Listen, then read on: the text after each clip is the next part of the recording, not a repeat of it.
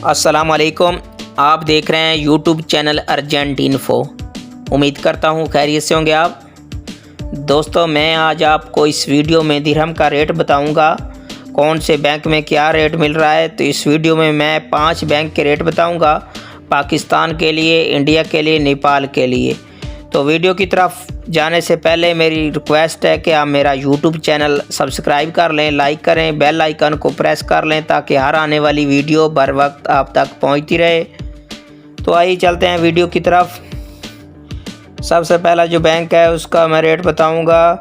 पाकिस्तान का जो आज का रेट है, मनीग्राम बैंक का 46 रुपये 21 पैसा, इंडिया का है 20 रुपये 18 पैसा और नेपाल का है 32 रुपये 27 पैसा। ये मनीग्राम बैंक का आज का रेट है। और इसके बाद आ जाता है दुबई बैंक। दुबई बैंक की बात करें तो आज का रेट है पाकिस्तान का 45 रुपये 79 पैसा और इंडिया का है 19 रुपये 99 पैसा और नेपाल का है 32 रुपये 21 पैसा। ये दुबई बैंक का आज का रेट है। और इसके बाद आ जाता है अंसारी बैंक। अंसारी बैंक का जो आज का रेट है पाकिस्तान का 46 रुपये 24 पैसा, इंडिया का है 20 रुपये 13 पैसा और नेपाल का है 32 रुपये 29 पैसे। और इसके बाद आ जाता है फरदान बैंक।